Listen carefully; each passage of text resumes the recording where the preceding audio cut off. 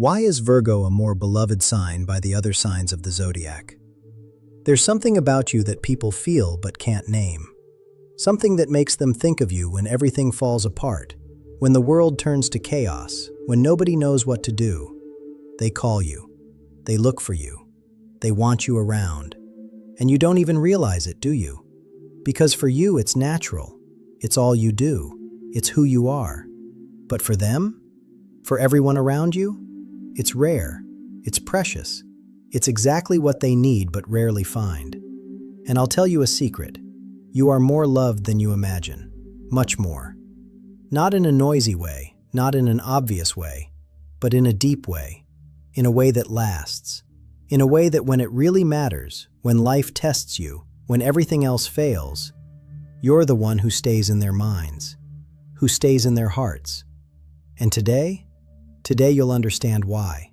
You'll understand what others see in you that you don't see in yourself. You'll understand why every sign, every person, every soul that crosses your path ends up loving you. In one way or another. Inevitably. Let's start with what it isn't. Because there's this idea, this superficial perception, that people value you for your usefulness, for your competence, for solving problems. And yes, you do solve problems. Yes, you are competent. But that's not it. That's not what makes them love you. Because functionality? It can be replaced. Competence? It can be hired. But what do you offer? What do you truly give? It can't be bought. It can't be replicated. It can't be found anywhere else. And that's it. It's this impossibility of substitution that creates love. Real love. Not dependence. Not convenience. But a profound recognition that you are unique and necessary. Not for what you do, but for who you are. So what is it? What is it about each sign, each person, that makes them eventually surrender? First thing, you see. You truly see. And I'm not talking about observing. I'm talking about seeing truth. Seeing the real person beneath the performance. Seeing pain beneath the smile. Seeing strength beneath the fragility. Seeing potential beneath the mess. And when you see, you don't judge. You don't expose. You don't use. You just recognize. With a look. With presence. With silent acceptance that says, I see you. The real you. And that's okay. And that's so rare. So incredibly rare. Because most people see what they want to see. They see projection. They see self-interest. They see the surface. But you see essence. And being seen like that, being known like that, creates love. Instant love. Deep love. Love that lasts. And you can see it. Without fanfare. Without making a show of seeing it. You don't dramatically say, I understand you. You don't proclaim, I see you. You simply act accordingly. You remember the detail they mentioned months ago. You notice when they're different. You sense when they need space or presence. And you act. Silently. Perfectly. And they feel it. They feel that someone is paying real attention. Someone who cares enough to notice. To remember. To act. And in a world where everyone is so busy with their own drama, their own life, their own ego, someone who truly sees another, that's a treasure. That's a rarity. That's a reason to love. Your love is action, not words.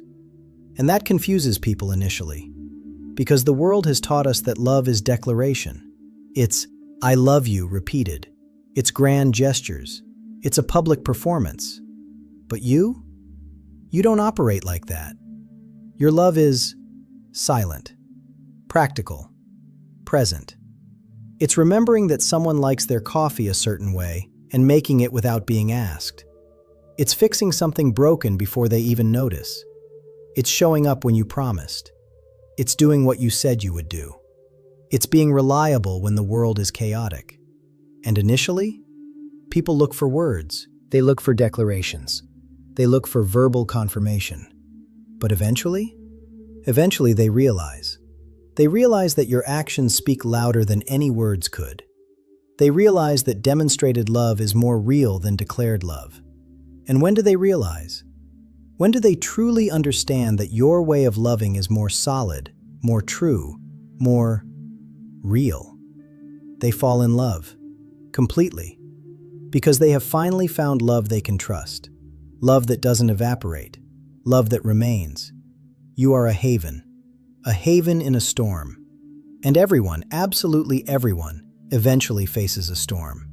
A moment where life crumbles, where chaos reigns, where they don't know what to do, where to go, how to proceed. And in that moment of pure panic, they think of you. Because you are calm, you are stable, you are anchored. Not because you don't feel, not because you don't suffer, but because you have developed the ability to maintain clarity amidst the chaos, to think when others panic, to act when others freeze. And that's not coldness, that's maturity, that's strength. That's exactly what a person in a storm needs. They need someone who won't panic along with them, who won't dramatize along with them, who won't worsen the situation, but who will be there, firm, calm, saying through their presence, "You will be okay. I am here. We will solve this." And that security, that anchor, it creates deep love, grateful love, love that recognizes, this person saves me, repeatedly. It's not that you always solve problems. It's not that you always have the answer, but you have something better. You have a stabilizing presence. You have energy that calms, that clarifies, that makes people take a deep breath and think, okay, I can do this, because you are here. And that is a gift that most people aren't capable of giving, because most people are reactive, they're emotional, they're chaotic too. But you've developed something rare, something precious, the ability to be a rock when others need you. And rocks, they are loved, deeply, by everyone who needs a place to lean on. Your honesty doesn't hurt, and that's alchemy. It's magic, because you tell the truth. You don't lie. You don't overly soften the blow. You don't pretend. But also, you don't destroy either. You don't use truth as a weapon. You're not cruel in the name of honesty. You've found balance, an impossible balance between telling the truth and preserving dignity, between being honest and being kind. And how? How do you do that? You speak from a place of care, from wanting the person to improve, not from wanting the person to feel bad. So the truth you offer comes wrapped in positive intention, in support. And I say this because I care, because I see your potential, because I want what's best for you. And that changes everything. It transforms difficult truth into a gift, into an opportunity, into love. And people feel the difference. They feel that your honesty, even when it hurts, comes from a good place. And they trust. They trust enough to listen, to consider, to change. And that trust, it creates love. Love based on respect, on recognition that you are rare. Someone who tells the truth without destroying. Someone who points out mistakes without diminishing. Someone who challenges without rejecting. You improve people, unintentionally, not forced, but naturally. Simply by being around you, people want to be better. They want to try harder. They want to reach higher. Not because you demand it, not because you judge, but because you inspire. Because your standard, your dedication, your consistency shows possibility, shows that it's possible, that it's worthwhile. And people absorb that without realizing it. They start paying more attention, caring more, trying harder. And when they look back, when they realize how much they've grown, they attribute it to you. They recognize that being around you transformed them, and that creates deep love, grateful love. Love that says, you made me better, without forcing me, without diminishing me, just by being who you are. And that is a priceless gift. Your loyalty is silent but absolute. You don't proclaim loyalty. You don't put on a show of fidelity. But when someone needs you, when the moment tests you, when others disappear, you're there, always there. And that doesn't go unnoticed. Maybe in the moment, maybe when everything is fine. But when life gets complicated, when someone is in a difficult situation, when your reputation is threatened, you remain. And that's remembered. It's valued. It's a reason for eternal love. Because loyalty in easy times, anyone offers it. But loyalty when it's difficult, when it costs something, when it would be easier to leave, that's rare. That's precious. That's you. And people who experience this loyalty, they never forget. They never let you go. Because they know. They know you're one of those who stay. And in a world where everyone leaves when it suits them, someone who stays when it doesn't suit them is a hero, is love, is a reason to never let go. You don't need drama to feel, and that's refreshing. It's liberating. Because so many people, so many signs, so many individuals only feel when there's intensity, when there's drama, when there's chaos. They need an emotional roller coaster to feel alive. But you? You find meaning in calm, in consistency, in stability. And when someone tired of drama finds you, when someone exhausted from intensity discovers that it's possible to feel deeply without chaos, it's revelation, it's relief, it's rest, and love blossoms. Mature love, adult love, love that doesn't need fireworks to prove it exists. And this kind of love, it's what lasts, it's what sustains, it's what builds real life. And people who have matured enough to recognize this, they love you, deeply and permanently, because you offer what they truly want: peace, real connection, love that doesn't run out. You hold space, and few understand what that means. But those who have experienced it never forget. Holding space is being present without needing to fix things. It's listening without needing to solve problems. It's allowing the person to feel what they need to feel without trying to change them. It's not being afraid of someone else's emotions, not being afraid of silence, not being afraid of not having an answer. And you? You do this naturally. When someone is breaking, you don't try to glue them back together immediately. You allow the breakage. You gently hold the pieces, and you wait. You wait until the person is ready to rebuild themselves. And this capacity, this emotional maturity of not needing to fix everything, it's a rare gift. It's profound love. It's what heals. And people who have been held like this by you, they love you in a way they can't even explain. Because you gave something that no one else gave. Permission. Permission to be human, to be messy, to be broken, without losing love, without losing respect, without losing yourself. Your humility is real. It's not a performance. It's not false modesty. You genuinely don't think you're special. You don't think you do that much. You don't perceive any impact. And that makes people love you even more. Because true humility is magnetic. It's attractive.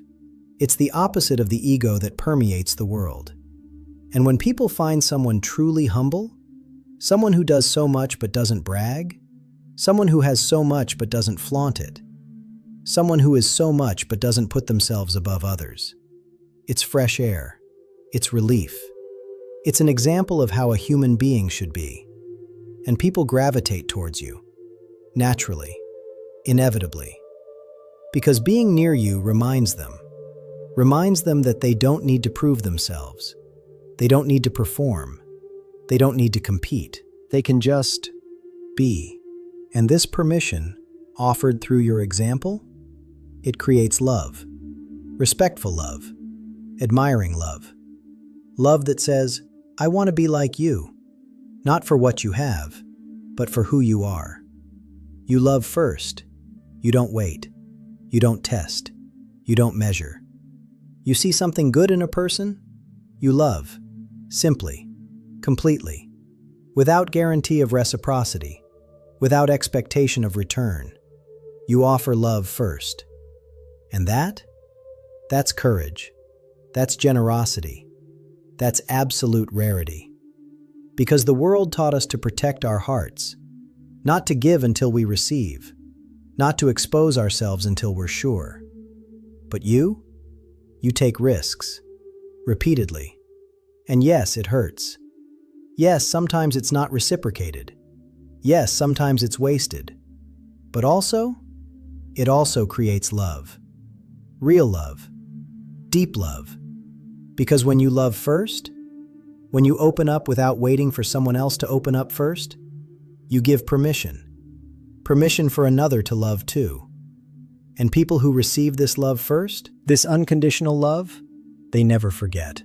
And they reciprocate. Maybe not all of them, maybe not always. But the right ones, they reciprocate, multiplied. And they build something with you that cannot be broken. Because it was founded on courage, on generosity, on the love that you offered first. And now let's talk about each sign specifically, because each one loves you for a unique reason.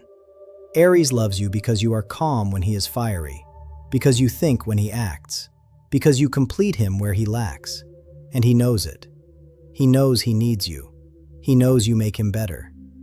Taurus loves you because you appreciate beauty without being superficial, because you work hard like him, because you value the same things: stability, loyalty, quality.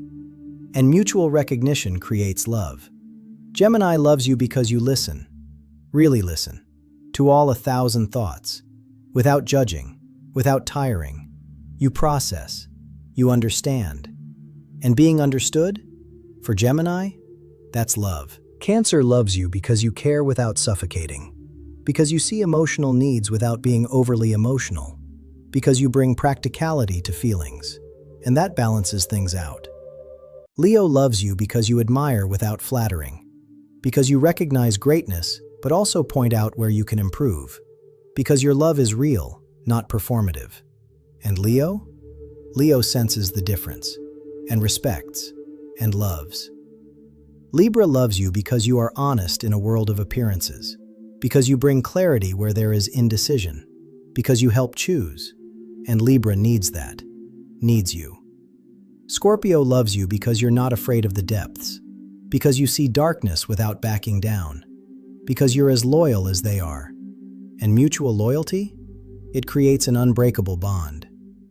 Sagittarius loves you because you're the earth that allows fire to fly, but always has somewhere to return to, because you are home, and Sagittarius needs home.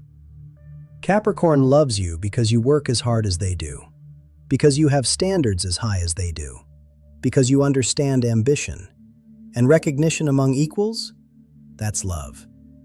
Aquarius loves you because you allow eccentricity without judgment, because you are different too, just quietly, because you see logic where others see madness. And to be seen that way, by Aquarius, it's eternal love. And Pisces loves you because you are an anchor, because you bring dreams to reality, because you transform vision into action. And Pisces needs you, desperately needs you, and knows it, and loves you, deeply. So why is Virgo loved? Why does every sign, every person, eventually surrender?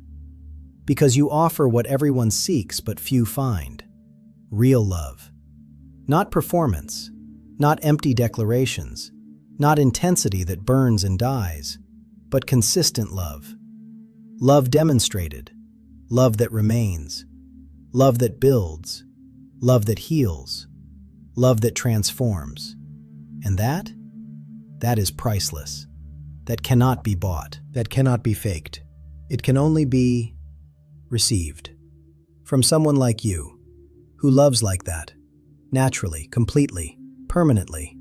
And for that reason, for all of that, you are loved. More than you know, more than you see, more than you believe. You are loved, deeply, truly, eternally loved, and always will be.